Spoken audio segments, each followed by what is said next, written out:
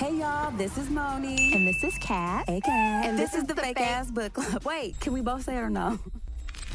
Guys, welcome back. It's your girl Moni. And this is Kat. And we're the Fake Ass Book Club, guys. Give you we're energy back. today. Definitely energy because we are reviewing a book this week, friend. Look at us. Real Ass Book Club. So you should be excited. I don't know why you're looking like that because if y'all not watching, she had a little stank little face or whatever.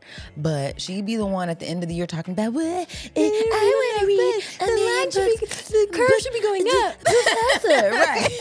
So you need to hush because this is a book and we did review it. And you did pick it. So let's talk about it, friend. Let's get into it. I did pick it. I was so confident. I had that cult leader confidence, y'all. You always This do. is going to be a great book. We're going to be so excited to talk about it because this is like, I know this guy's a great writer. I still feel like he's a good writer. This was, we'll get into it. We'll get into it. But you guys, do you want to tell him the book, friend? Oh, do you want to tell him? Okay, I'll tell him. You got it right. I got it pulled up now, Damn so I it. won't say it wrong. I kept saying it wrong.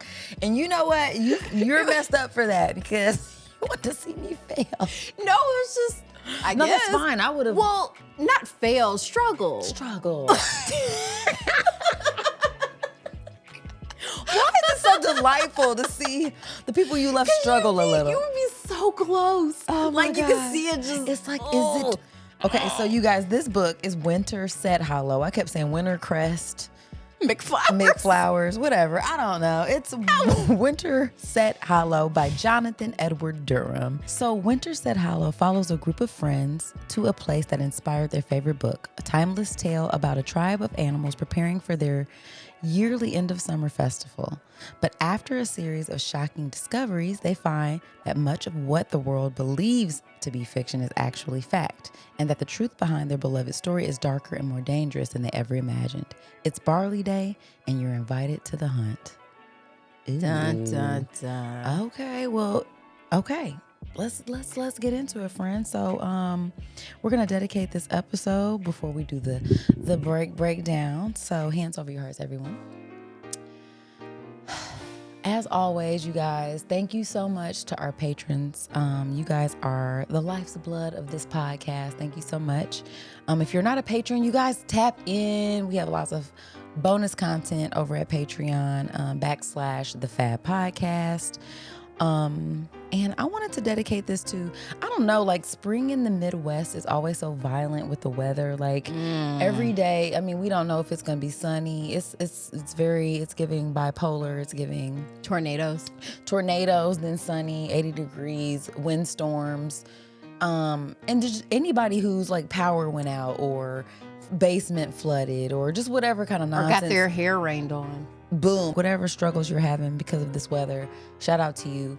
And also to one other side, shout out to people who are good at their jobs, who have to minimize themselves in order to deal with the mediocrity around them. Ooh, you said that. In an effort to not make other people feel bad about themselves or point out the fact that they're not doing their jobs. And you know what I mean if it's you.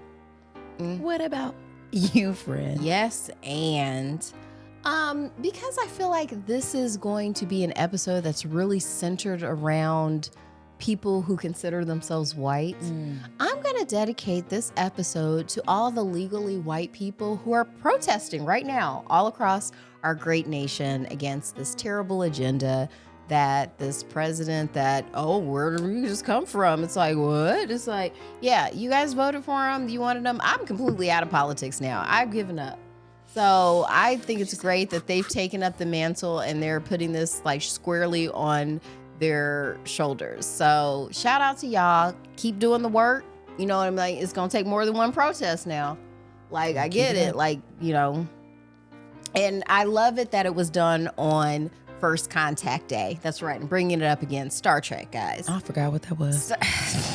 Well, then that's a great time to, dedication over. This is a great time to educate the children about First Contact Day. Is it, Actually, though? let me look up like the Oh actual my date it's supposed to God. be on. So this isn't even the calendar. day and you're sitting up here talking about it? No, it's but I wanted the year that it happened in the Star Trek universe. okay. Star Wow. Trek First Contact Day. Okay. Don't listen to AI. Okay, so it happened on April 5th today in 2063. And that's when commemorating when the Vulcans first made contact. And there's a movie about it too. It's really good. I enjoyed it. Just about how they have to go back in time and make sure that Zephyr Cochrane, because it turns out Who's Zephyr Cochrane? He's like this exalted figure in sort of the Star Trek lore because he said it developed like- the warp engine, which made possible for interstellar travel. And Okay. so when the Vulcans clocked that, they developed warp travel, they're sophisticated enough to be communicated with now. Finally, so we can help these guys get it Talk to these together. basic and bees. he's basically is like sort of seen as the savior of humanity because at the time we were, doing what we're doing now. Right. And so, but it turns out he was basically like Rick Sanchez from Rick and Morty. Like he was just a Not drunk Rick- scientist. Not Rick Sanchez. I mean, basically, they were like, sounds because like when the Enterprise people get there, they're like, this wasn't who we were expecting. He's like, yeah, I'm just some guy. Yeah. Sorry. That's how it is, though. That's life. What an allegory, guys. That's why Star My Trek's smart. God. Wow. Y'all can't. She's pointing to her stupid shirt with a little. It's a smart dumb shirt. little. It's awesome. Stupid. Bum, little- bum. Oh my Bum, God. I bum. was like, did you iron that on yourself, friend? Nope. It was She was like, bought nope, like it was this. already It was like already that. there. Fine. Well, let's get into this book, though. Okay. Enough of that. Man, We're not we talking can't about just talk that. about Star Trek the whole No, time. good day. Oh, it's so good. Good day, madam. We're going This to talk was about something not- else that you love that you wanted to talk about. I campaigned super hard for this, guys.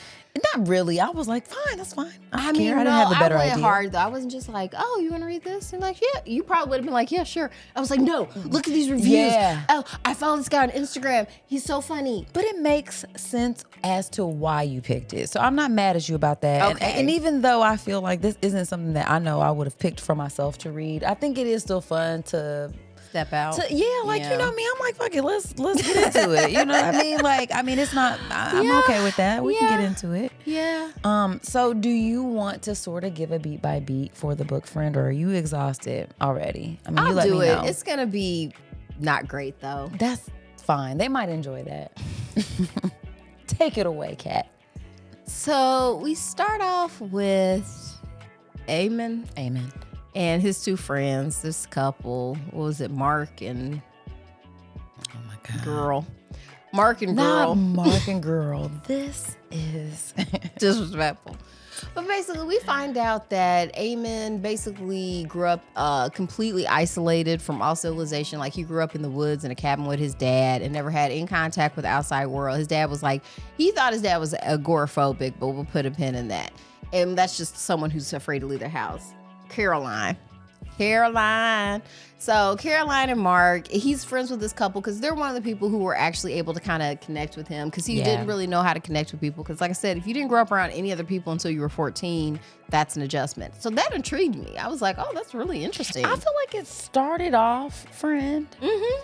Like, I mean, it started off innocently enough. And I thought, oh, okay. In the poem, because I think that was the best part of the book. Man. The poem, like the epic poem that's supposed, because Winterset Hollow is a book within a book. So which is pretty our cool. three main characters, they're fans of this like children's book with these kind of imagine like Frog and Toad or Winnie the even Pooh, Winnie the Pooh even. Briar Rabbit, Yeah. Peter Rabbit, like all these kind of like fables you grow up when you're little or stuff. Because I thought it was gonna be kind of like Dave Sedaris's book, Squirrel Seeking Chipmunk. Which I don't know what that is. It's good.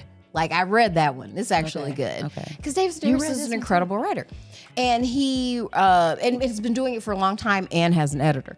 And so it was just these like collections of short stories that featured animals. Okay. And it was just hilarious and cute. I thought it was going to be kind of like that. Because it has sort of like a horror element to it too. Because they go on, they basically, Eamon wins this contest where you get to go to the island where the dude who wrote the book back in the day, you get to see his house and where he like wrote he found it a and stuff. coupon or something in a Yeah, magazine. like it was And mailed like, to him or something.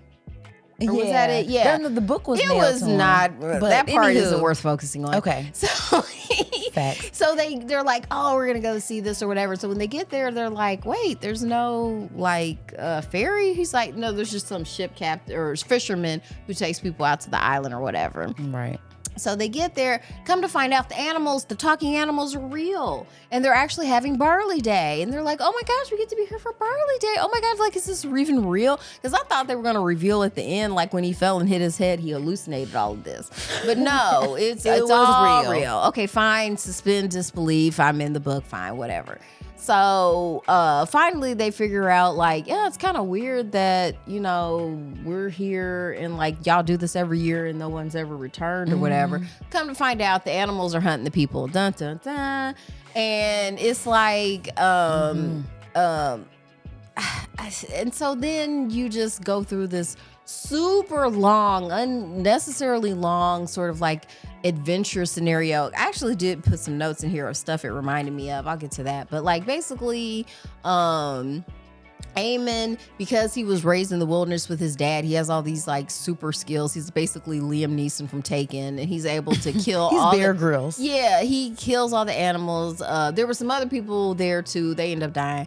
But our main characters survive it, and all three of them. Yeah, all three of them survive, like kind of like Jurassic Park style, and then just that was it, guys. That was it. You know, I just was not expecting. So like, all right, so we have this character who's been isolated with his dad for all this time. You know, you get the feeling that he was traumatized by this. So by the time his dad went on this hunting trip and never returned, so he had to like venture out into the world. And when people found him when he was like a preteen, they were not like he was feral, but he was basically non-socialized. So he had this real awkward sort of disposition. So like this book was something that really connected with him. So which is why it was important for him to go. You know, like he loved these poems. Or it was whatever. A pilgrimage. It was like a pilgrimage of sorts. And the thing that took me out was once they got there, right? So like they're exploring the island because the actual mansion has like gates and stuff around it. So they couldn't really go up to it, but they were like kind of like venturing out away from some of these other people that were on this ferry. Maybe there were like 6 other people. Well, remember, it wasn't a ferry, it was a fishing boat. The fishing boat, right. Because the lady from the restaurant that they went to was the person who was putting these coupons in this book saying like for the ferry, supposedly, or whatever. So, yeah, like my thing is once they ended up stumbling upon the grounds. It was like raining. They're looking into the mansion. They realize they're behind the ground. They see these characters, right? Like they see. Well, they go into a maze first. A maze with these chessboards and all this shit. Yeah, right? very Alice in Wonderland. Very Alice in Wonderland. And look through the window, and then like it turns out like it was like the rabbit from the book, it was the frog from the book, it was the fox from the book, and all this stuff. And I couldn't believe that they were willing to believe, like they accepted that very quickly. I just kept thinking to myself, like I had to pause it and be like, wait, so it's the actual rabbit, right? I'd have been like, they're probably furries. I tried to do something. I gotta get out of here. This is they crazy. moved into acceptance super fast. They moved into acceptance a little too fast for me. I thought, absolutely not. But then I thought, well, it is.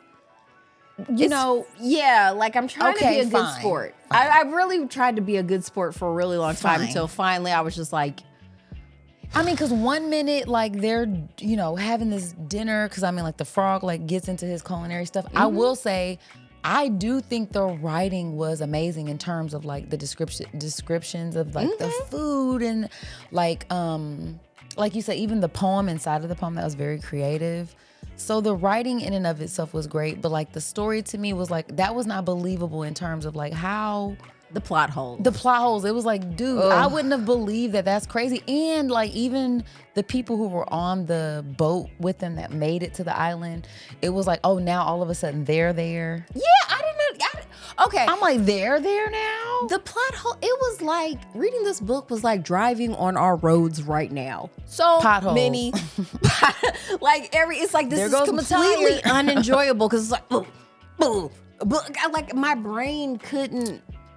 And okay, so before I finished the book, because I really thought about not finishing it because I was getting very frustrated. I'm proud of you, friend. So I went on to Goodreads, and because the mistake I made was only reading the positive reviews about this. I'm so willing to believe, because seriously, Jonathan Edward Durham, he's one of my favorite follows on Instagram. I love his posts. Okay. And I think maybe short form content might be his wheelhouse, because I think if he had had an editor and had turned this into a short story, there would have been real potential because this is a cool concept.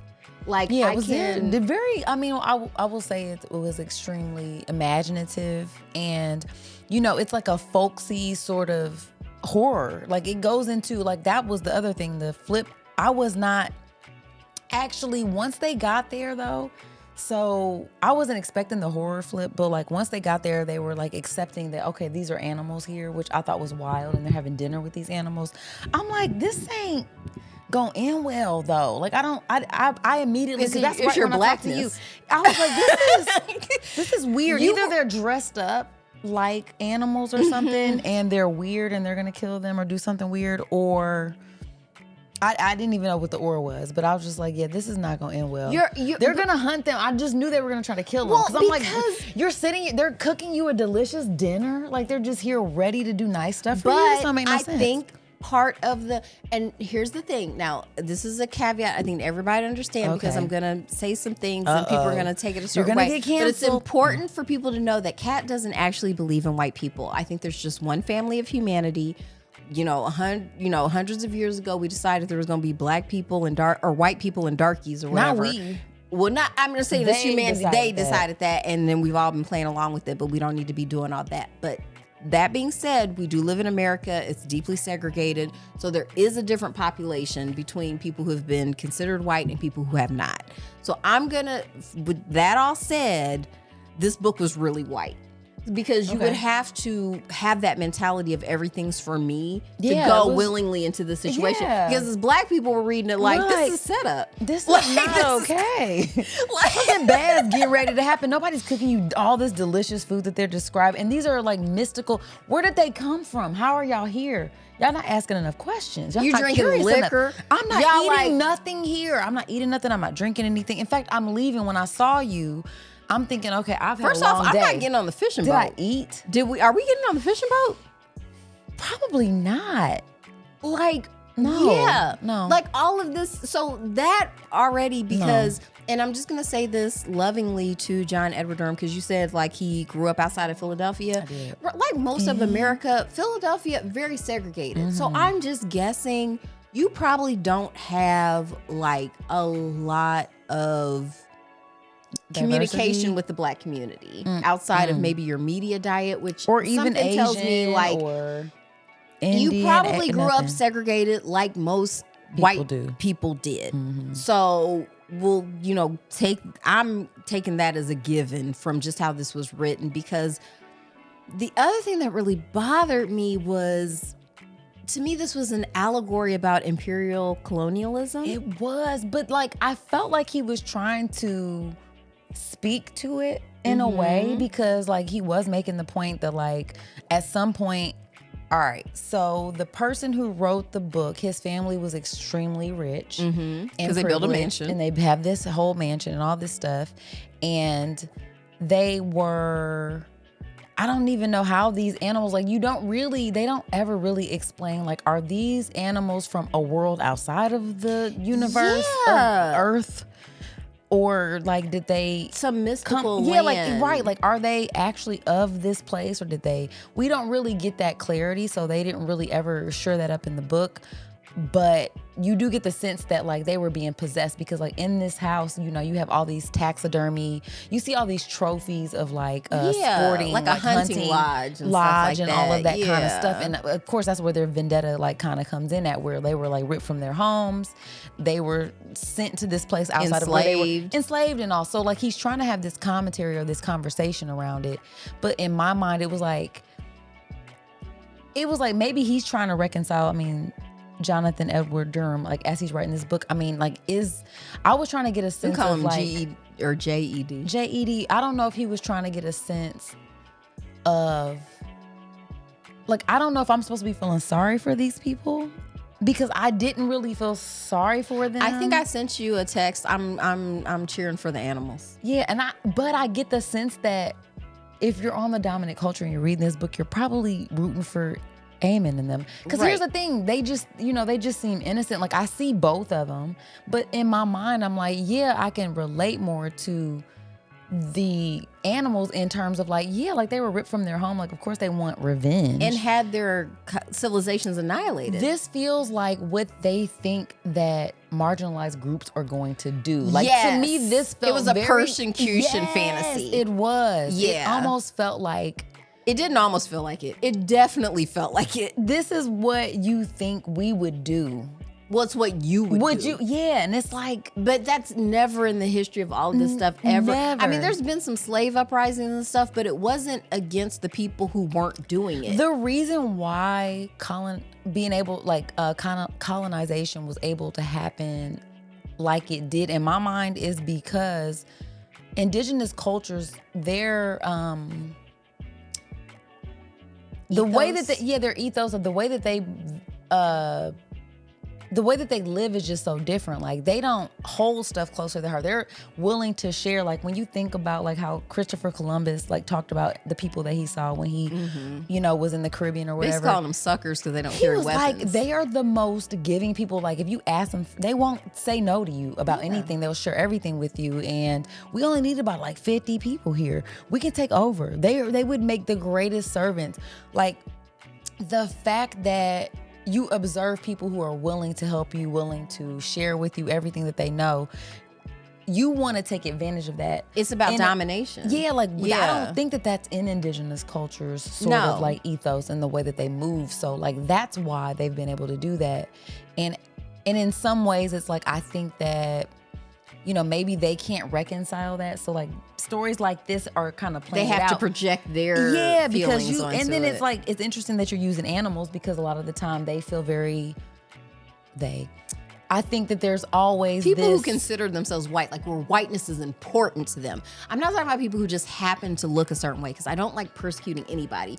But for people who really feel like whiteness is something that, like, yeah.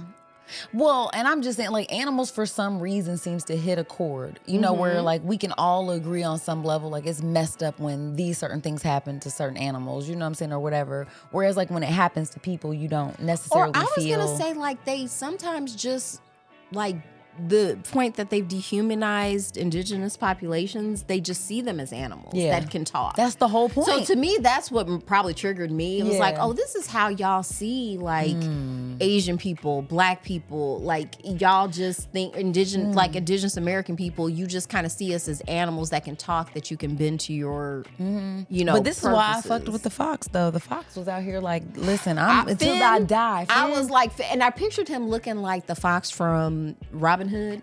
Okay. Remember the Disney's Robin Hood, where the fox was? Yeah, I pictured him like that. Because that kind of bothered me too. Because it reminds me a little bit of Zootopia. I remember how Zootopia had the fox there, but then they had this idea of the predators and the thing. But it's like, but when you turn us into animals are dangerous, and they do hunt each other, and they do kill each other. The whole point is we're people.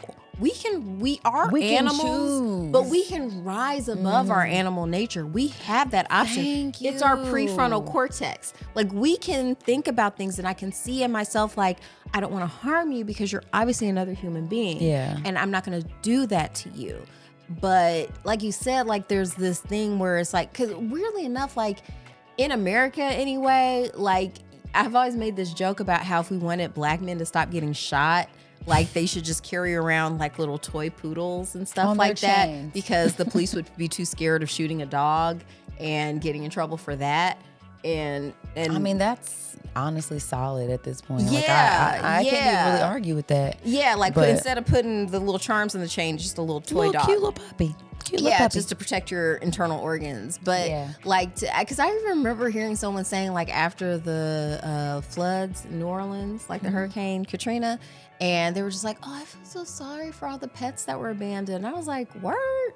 I mean, I don't not feel sorry for them, but for that to be the first thing you say when there's like people involved is crazy. Yeah, that's wild. It's just like, oh man. To me, and actually, but what was funny was, like, while I was listening to it, and I had the thought, this book is really white, and then the book references it, like, before they go into the hedge maze. Even the book says, like, this is some real white shit. Well, it reminded me. Remember the play that we saw?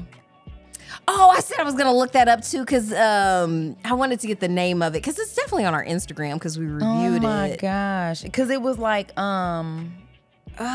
was something hollow.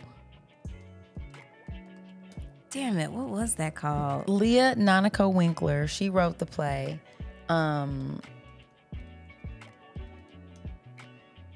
2 Mile Hollow. 2 Mile Hollow. Yes. Which was a fantastic play. Very If you guys good. get a chance to see it though, but it's just a critique of this like Genre.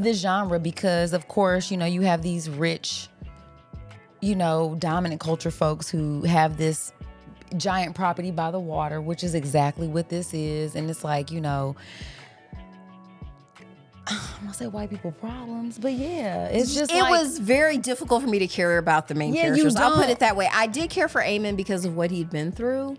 Yeah. But he still seemed a bit of almost kind of like when you watch Indiana Jones or something, like where it's like you're this. none of the characters in my mind were people that I was attached to. Like, of course you do feel, I mean, anytime you listen to a story and you're getting it from first person, like you do tend to sympathize with that person, whether they're the protagonist, antagonist, whatever. But I do feel like because you don't really get a lot about the people who were on the ferry, they make them sound like kind of annoying. Like I didn't feel sad when they died and stuff. You know what I mean? I mean, of course you want people to die. I but don't want people to I'm die, like, but I also don't care about them. like even the. And y'all shouldn't have been there. These are like alive animals as big as y'all. Like, why are y'all sitting there eating dinner with them? This is weird. My whole Y'all thing should've was, left. and they even pointed out like just how entitled they felt to be there. Like the Yeah. animals pointed that out. Like y'all just showed up, ate everything, drank the alcohol without even asking. Didn't, right. Like All you up in our felt everything shit. was just for you, and then you're like, they're trying to kill us. It's like we didn't even do anything to you. That was the old people. Like that was my grandfather. I They didn't even don't do get it. anything. They don't get and it. it's like, okay, but what are you doing to? What are you doing right now, though? Like, Yeah, like this. why do you feel And- like you can walk up on this property and feel like somebody owes you something in And this space? here's my other thing. This was another plot hole that was killing me, Okay, where go. I was just screaming out of my mind. Like I had to pause it and go onto Goodreads and read some of the 1-star reviews, Oh, no. so that I could know that I wasn't crazy. Okay, and go they for brought it. up a lot of the points that I had, Okay. which was one was that the sea cat, the fisherman who was taking us to the island, he had to be in on it. Like imagine if you've been doing this for years. Like he said, he's been and taking nobody people, comes back, right? It's like they're just dead now. They don't come back. like no one ever goes searching like for the people who've died. Because true. that's the thing. Like this isn't the first Barley Day feast. They've been doing it for years. Yeah. Like trying to lure Eamon out. Oh, because here's the big twist. Oh, okay. I didn't say this in the Spoiler. breakdown. Bam, bam, bam, bam. Like it turns out adding Eamon, since he didn't really know anything about his people because his dad kept him out in the woods and stuff. It turns out the guy who wrote the book was his grandfather, and the animals have been trying to trick him into coming out because they wanted to kill. They all sent the of- book to him. Yeah, they sent the book to him and wanted him to come out and seek it. They just were convinced, like after he It's read like the he's book, gonna know. He's he'll gonna want to know. come He'll here wanna or come. whatever. It's like that doesn't That doesn't okay, make any fine. sense, yeah. But like I said, this is a different sort of thinking, Or at than least, we have. right, Yeah, but yeah, they were basically vowed to kill Addington and all of his descendants, Right. and stuff like that. And that's supposedly why the father kept him out in the woods to protect him from that. the darkies. And he just thought his dad was just like a piece of shit, basically. Yeah. We don't know what happened to his mom, though, because they don't even Yeah, ever that was weird too. say anything about his mom. So that I was always weird. am very, very skeptical It's like, when so you your mom completely leave the mother out of the picture. That's very, what happened? Maybe she very died in childbirth or interesting. something like that. But to me, there's a couple ways they could have saved the story. For one, have found some kind of way to make reparations to these animals, like for what had been taken from them. Or if we had just played the allegory all the way out and explained how these animals were talking. And if we're going to insert magic into this world, Yeah, like it was like magical magical realism, realism, yeah. then have it be the spirits of the indigenous and African and Asian people who inhabited these animals. Do something. Make it And make sense. then make it better. Like find some way to have restorative justice. Because usually I can just speak as someone who's the descendants of, exploited populations. I don't want to kill everyone who considers themselves white. That's not what I want. like I would like restorative justice. I'd like, for one, acknowledgement about what happened. First and foremost, truth and restoration. So first, let's all admit what happened instead of lying to ourselves about how this was just an aggressive jobs program that Black people didn't want to do because they were lazy. And that the indigenous people, there just weren't even that many of them, and they were cool with us. Just, it was like there were no people here. Like the found land theory. Like that's the same thing they were kind of doing in South Africa too, where it's just like there was nobody here. What are you even talking about? Like we just showed up and there was nobody here. But we get to write the story, so there's that. Right. So that was, to me, like what would have been beneficial to perhaps, like, because this felt very self-indulgent. It was, and I think the plot hole for me was like when it was like, well, how come nobody said anything like to the police? Because they're like, well, they're not gonna believe you that we're like alive and we're animals. I'm like, bitch, I would have, first of all, I would have been like, there's some people dressed up as animals killing people over here on the island. Did they say what year it takes place? I don't remember. Because my whole thing is too is like camera phones. Why didn't y'all take video? Yeah, if you, and I mean, because if nothing else, you could just say like, hey, they were like people who were dressed like animals. That's if what you I wanted just said. to, like y'all, they were dressed up like animals over there killing people. Y'all need to go investigate this. Yeah. So, and then when they went over there, they could have figured out, no, they're actually actual animals though. And then that could have been their problem when they got there. So I was like, yeah, no, that wouldn't have stopped me from reporting them. I would have reported them. Yes, I would have maybe called someone. Because that's the thing too. I don't get a good sense of like exactly what year this is supposed to take place. It was just unrealistic that the fact that they got away too though. Like one of them needed to die. Well, that's why I said it was like Indiana them. Jones. Well, they got really mangled. They did, but that don't count though. Good stories, somebody got to die. I'm sorry. Well, that's what the other red shirts, like the other people, because that was the other thing too. I didn't realize how the other people got there either. It's like we're just supposed to assume they went down the maze too. Well, because Eamon passed out when he saw the rabbit or whatever, and then he woke up, and then it was like, oh, my friends are over here in the other thing by the fire, and then it's like, oh, the others are already here, and it's like, how did they make it over there? And I was really irritated too that they killed all the animals, because to me, if this was an allegory about imperial colonialism, how did you win still? No, the answer to it is like, well, you just have to kill off all the rest of the indigenous population. There's never going to be any peace or reconciliation. So the best move is just to kill them all off, and then everybody left is just white.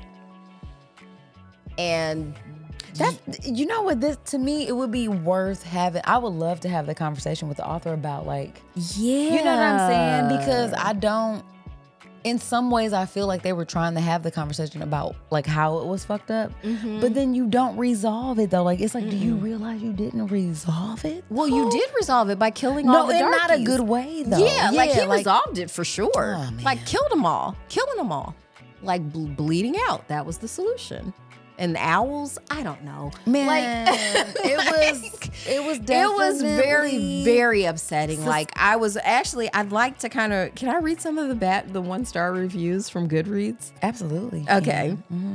Because that to me was the most enjoyable part of this read, was being able to, share in the like mutual discuss. And of course, the people who were having problems with it, they weren't having the problems you and I were having about the, because once again, these are probably other white people. They're not going to necessarily see it through the lens that we're seeing it. Sure. Yeah, we're seeing it through, which is why diversity is important. Oh, that is it sounds like a great premise. I totally, wait, no, let's see. Okay. Wait, where is it? Okay, here's one. So the premise of this book is deeply intriguing. Take the beloved characters from The Wind in the Willows or perhaps Frog and Toad and stick them in a psychological thriller/horror story. When I read the blurb on the back cover, I jumped right into reading. The basic plot is that a group of anthropomorphized animals, Eamon, Mark Carroll, Eamon being the protagonist, decide to visit Addington Isle, home to now deceased author Edward Bartholomew Addington, who wrote the famous and much loved Winterset Hollow. The group has gone to explore the island and now abandoned the mansion. Okay, we already did this. How cool is this? Who wouldn't want a chance upon Piglet or Kanga from 100 Acre Woods? The visitors are treated to a grand feast, but quickly realize that things are not exactly what they seem, and their visit to the island was most likely their last. They quickly learn that Barley Day isn't just a cute, folksy tradition, but instead a violent and grim hunt, and they're the ones being hunted by the animals who live on Addington Isle. Eamon and his group are forced to fight for their lives as they are being viciously hunted in Secluded Island while discovering the bloody truth of how Eamon is connected to it all. It only took me a couple pages to realize I was basically reading a work that had undergone absolutely no professional editing. It is a self-published book, and it clearly shows. The writing is turgid, overwrought, and boring. I can't tell you how many times I read a paragraph and had to go back and reread it because the entire paragraph was composed of a single sentence. I believe Durham is trying to emulate the voice of early 20th century writers of children's literature. His work directly speaks to those works, so the writing style is understandable, but it doesn't work here at all. The work needs a good editor because written as is, it comes across as stuffy and dry. I struggled to finish reading the book. I'm not generally a fan of gore, but I understand it has its place within horror fiction. The violence in this novel was gratuitous and so floridly written and overused. I sighed when I chanced upon another over-the-top description of the hunt. Durham overuses the saved in the nick of time trope to the point where I found myself wanting to throw the book across the room. Also, the supposedly dead killer who isn't dead comes back to claim more victims. There's two, and oh boy, it is not done well. I really wanted to love this book. It's such a great premise, but any potential it has, it is destroyed by poor execution. And that's how you felt, period. Yes, Okay. I was like, that really summed it up. That was, but of course it leaves out I feel like what, some color, some brown eyes might have noticed. Yeah, because I went onto YouTube to hear maybe like 2 or 3 people's reviews of the book. And there was one guy who was like, he gave it a 3. Okay. Overall, but like, he was like, I had a hard time sort of sympathizing with animals. Oh. And I feel like that would be because again, diversity. I don't think that they can. Like they just, it's like what we talked about, like you guys on our Patreon. We just had this whole long conversation about parenting. how she right. And she adulthood. triggered folks on this post because she said you get the kids you deserve. And really what she was saying was like, all of us are just like facing ourselves when we're dealing with our children, and how like being a parent makes you sort of if you're evolving more sympathetic towards your own parents maybe, but also too just how I don't know, like you maybe can't, as a child, you can't necessarily feel how your parents feel because you don't have those experiences, right? It's hard. You can't expect your kid to understand how all the sacrifices you've made for them when they had to sacrifice. Well, I like the quote. I feel And like this was so- from Posse. Remember Posse, the Black Cowboy movie I remember with the Mario Van Peebles? iconic visuals for it, but I don't remember the actual movie. Actually, it's not great, but it holds up a little bit. Anyway, Okay. there's a scene where Mario Van Peebles is talking to the daddy-son dynamic. He was like, nigga, I've been your age. You ain't never been mine. So that's kind of what it comes down to. Like, I'm just going to have another perspective because of my experience. Yes. And that is the beauty of why we read books, because we get a wealth of experience without having to actually go through it ourselves. So I can't be mad at the person who's reading this from the perspective of like, I don't know if I feel sorry for these animals because you are the oppressor right. in a way. You Well, identify with. It's this idea, kind of is one of the things that I didn't like in Atlanta was the reparations episode where that's the woman who's like stalking this guy and like harassing him that for was the messed reparations and up. stuff. Yeah. Because it to me, and I get what, and it's not like I'm mad at like Donald Glover or anything like that. I get what he was trying to do, but I felt like it feeds into this paranoia complex about That they feel. that the blacks are coming for you. And it's like, no, we want y'all to stop coming for us. Like that's usually what the protesting is about and the Black History Month is about. Like, because I tell the story, I don't know if I told it on the podcast before about how when I was, going to a PWI high school and we had a Black Culture Club and we wanted to do a Kwanzaa assembly. And those white kids were pissed off. They did not want to attend this thing. They were like, I'm going to wear my white uniform shirt that day to represent the Klan. And I remember thinking, the Klan. And I remember thinking, like, this is how ignorant you are. Like, we're at a Catholic school. You're Catholic. Ku Klux Klan hates Catholics too. You should know that. Like WASP stands for White Anglo-Saxon Protestants. Thank you. And so like Not they Catholic. would happily burn a cross in your yard too, just so you know. But that's how we got to MAGA too. So let's not even go there. Okay. But like I said, like there was just this uproar, and I remember being so upset because these were people I thought were my friends. God damn it. God damn it, Moni. I'll wait for you to finish. Okay. But yeah, I'm 4, what am I, I know. 15? You know what I mean? Poor I thought these were my baby. friends. So I'm Aw, just that is like, heartbreaking. damn, it was. So our, faculty coordinator, she gave us some great advice. She was like, don't let them turn something positive into something negative. We're going to do this. We do the assembly. Oh, not all of them, but a lot of them apologized to us. I don't know what they were expecting. Really? Like, that's the thing. Like, there's this weird sort of, especially for, I feel like my. PWIs who've been mostly segregated their whole life. Yeah, they're scared. Like, you can create this mystique of fear around these scary, darkies. And it's like, no, like, there's nothing scary about just something being African or wanting to share in that part of our heritage. And so, yes, because if anybody knows anything about Kwanzaa, it's not very militaristic, okay? It's not at all. Yeah, it's very It's like financial responsibility, community. Like reading. you do a little dance. Like it wasn't like once they realized it was like, oh, it's not even about you. Like at the end But everything's about you. And so, like, that's the whole thing. That's why this felt like, oh, man, okay. You really made it. And I get it because from the point of view of the main characters, they're like, well, these people are coming for us and we didn't do anything for them. That we just showed up here. Right. We're not the ones who took your land and livelihood and stuff. But it's like, The impact, that's the thing though, when you ignore the impact of what that means, it doesn't just go away because it wasn't you. Right. Like it still exists. You're maintaining it. Yes. And I mean, and sometimes you don't know that you are, but you have to be open to listening to like, yeah, this is the impact of it though. Yeah. This is how we feel. You know what I'm saying? Like this is a real thing. So. I would be interested because I feel like our author, like he's a gay man. Okay. So it's like, how would you feel reading something about like a bunch of gay people just killing straight people because of everything that had been done to gay people? You know what I mean? Because I'm not gonna like, ignore the man. fact that gay people have been persecuted across the centuries. You know what I mean? That's a very real thing. Something that I participated in because that's how I was taught growing up, that it was something bad. But education, critical self-examination, you're like, actually, no, I don't agree with that. But it's like, so I wouldn't necessarily like, but I also don't think gay people want to hurt me. I'm just kidding. No, they I don't. was saying, like, I'm not gonna write a That's book what they want you to about feel like. how, It's like, like, I go to the care. island of gay people and they're just trying to kill all the breeders. Oh my It's like, God, no, like, no. that's not really a thing. They just want to be able to be gay in peace.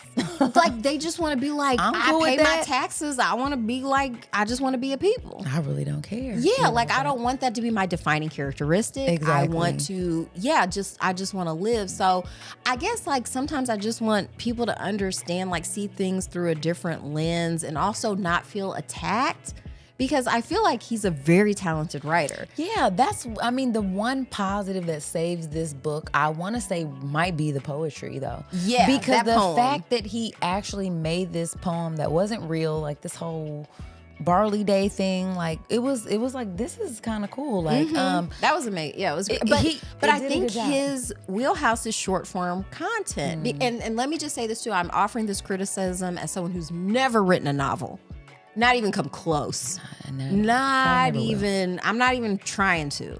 It's just a consumer review. I've read a lot of novels though, a lot of good ones. So, and they weren't, but I think that this would have, and like I said, if you'd had an editor, they might have told you, turn this to a collection of short stories maybe. And from each perspective, because that's always interesting. We love that. Win or lose, y'all. And then, so good. And use that poem as the connecting line point of everything, yeah.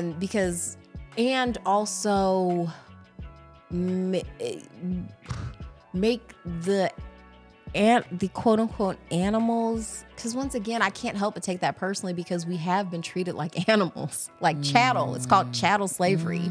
So I think it's a little damaging sometimes when you're making, there's nothing wrong with allegories because we can learn a lot from fiction, but you have to kind of be careful because no matter what, you and I, as we sit here, have been groomed by racism. Like we're not, for better, we're for not worse. totally free of its influence. And for people who especially have grown up in segregated areas, you have to be aware of how much that has colored or not colored your world. Yeah. This kind of, I was like, dang, this reminds me of like Hunger Games or something even too. Like where you have the people in the Capitol and then you have, you know. District 12. Yeah, it kind stuff. of gave that a little bit. And then too, don't meet your like heroes. Yeah. Kind of thing where it's or like, just you know meet, your heroes aren't they're that. not saviors or like anything. They're not perfect they're just people. like Zeph from Cochrane. He's just some guy dude, man. getting drunk trying to get money. That's why y'all should be mad at her for saying, y'all get the kid y'all deserve. Because that A, wasn't her quote. B, she's just some lady. Just some lady. Who cares?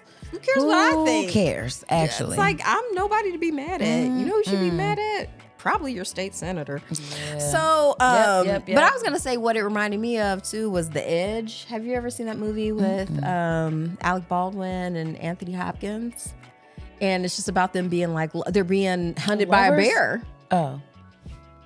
No, but Alec Baldwin is sleeping with Anthony Hopkins' wife. Oh, okay. So that adds like a layer of drama. It is actually a fantastic film. Okay. Yes. But yeah, they're basically being like, they end up in like the snowy wilderness and like their plane crashes and they end up. love that. They do. Oh my They do. gosh. And then they're being Snowy stalked by this wilderness. bear and they have to, it's a survivalist story. And it gosh. reminded Okay. me of Atlanta when Paperboy got lost in the woods. Do you remember that one? Where he was, he got into a fight with this chick because they were getting their nails done and she kept trying to post them online. He was like, I'm out of here. She was like, I'm your ride. And he was like, I don't care. And he just starts walking and he comes across these teenagers who are like, oh, you Paperboy. He's like, Yes, I remember now. yes. And then to get away from him, he has to run into the woods and he's like, you got to keep moving. Now you're in the woods. Yeah, you're in the woods. And then like he runs into this guy and you don't know if it's just a hallucination or a real person. Wow. But he's like, you can't sit here. You have to keep moving. And That's real life out here right now. Okay. yeah. I like And that. then like I said too, and one of my other notes is like, it's giving white victimhood. Like that's like, sorry. Well, that's in the zeitgeist right now. Not today though, because the whites are mad. Y'all done pissed them off.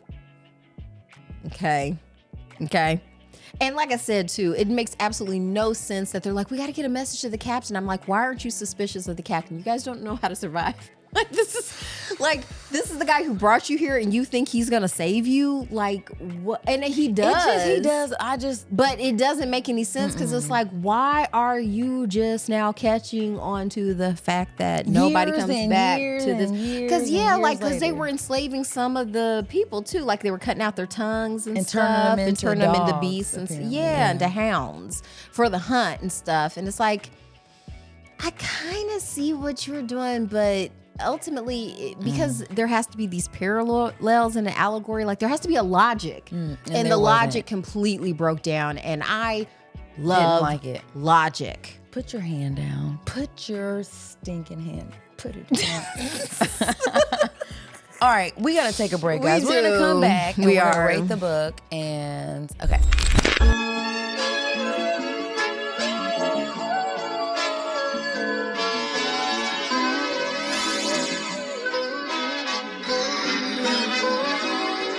All right, you guys, we're back from our break and we're ready to rate the book, friends.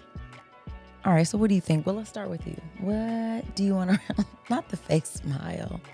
You guys, get on YouTube because this fake smile right now is, I don't know if I've ever given anything 0. you're giving it 0? I'm giving it 0 out of 5 barley days. I would not recommend this to anybody. What? Like I said, the only thing worth reading Damn. is that poem. Like I you feel can't bad give it 1 for star for that?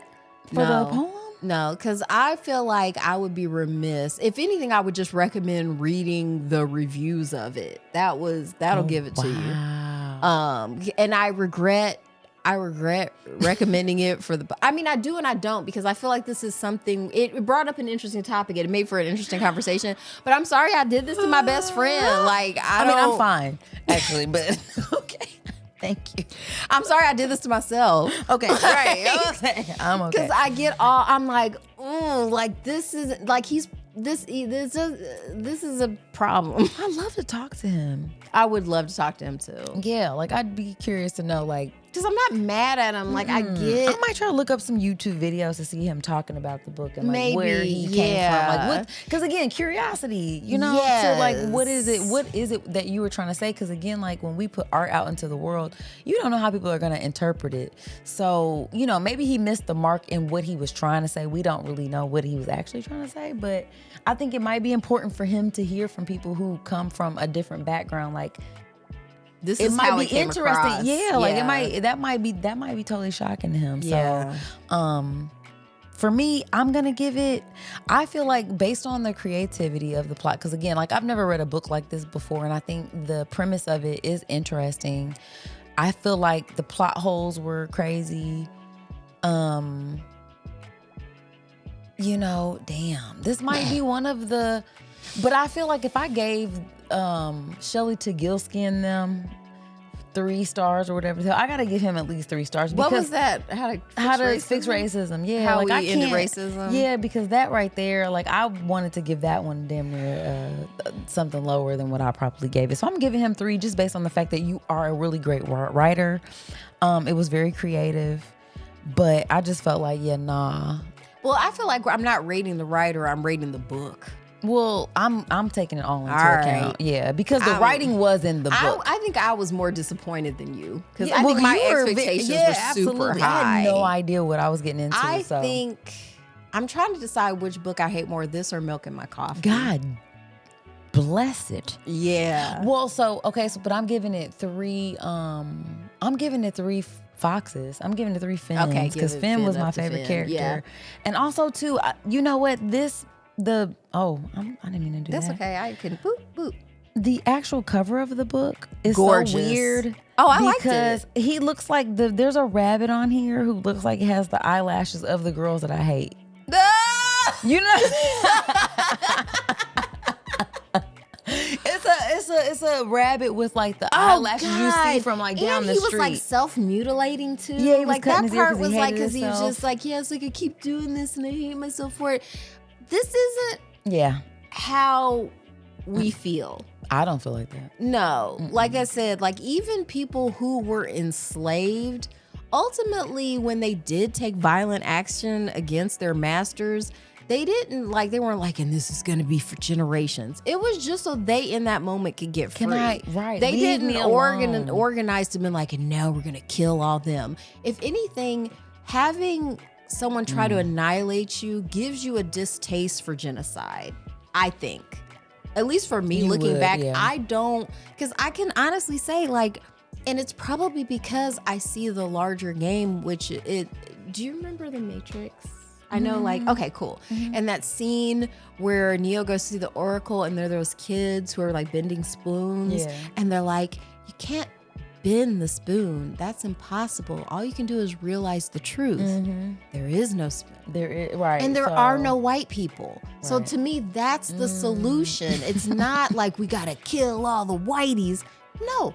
Stop acknowledging this. This is not even a real thing. There are no right white now. people. There's just people. Yeah. So boom, nailed it. Yeah. Yes. But I also do, at some point, we need a photo grid of the lashes I'm speaking about and the picture. Yes, of this, I'll throw it up. Yes, it's. I actually liked the illustration because, like I said, it reminds me of like the Beatrice Potter books, like Peter Rabbit and stuff like that, which I grew up with and loved. Yeah. You know, and also too, maybe because I'm not a horror person. Like I don't necessarily like ultra violence. I was like, whoa, he went in. I mean, because it went from being fine and talking about food and stuff to like, okay, now we're stabby, busting. stab. Yeah, we were busting it down. So yeah, I mean, and I think that there are some people who could enjoy this book, especially if you are somebody who likes that kind of folksy horror kind of stuff. And if you're not really hung up on really digging into like plots. Plots like that, and you're just like, oh my god, it was action, and you might like it. So you know what I'm saying, I'm you're a good sport. You're a good sport. Hey, I get angry and I'm angry forever. Yeah, it's like whatever, man. It was cool. you know, I don't hate you for recommending it or anything. Thank you. I won't hold it against you. Maybe I one didn't day, have any better ideas. maybe so. one day I can forgive myself. Right. That's the hard part, friend. That's how we. All right. Well, in that case, friend, we should probably spin the wheel. So spin it. Dun, dun, dun, dun, dun, dun, dun, dun. Okay, guys. So no book this week. Okay, we need a break from all that. And this is something that I'm excited to get into too. So there is a series, Adolescence, a British television show. And what is it on? Is it on Netflix? Yeah, it's Netflix. It's a Netflix show that we're going to get into. I'm hearing lots of great things about it. It kind of taps into the whole manosphere thing. And honestly, it makes me terrified, but I'm also just very interested in this topic because I just feel like it might be able to sort of, like, the story itself might be what I feel like I'm picking up on in the zeitgeist in terms of like the energy shift in just our society when it comes to young men and how they relate to women and all of those kinds of things. So, yeah, I can't wait to break it down, friend.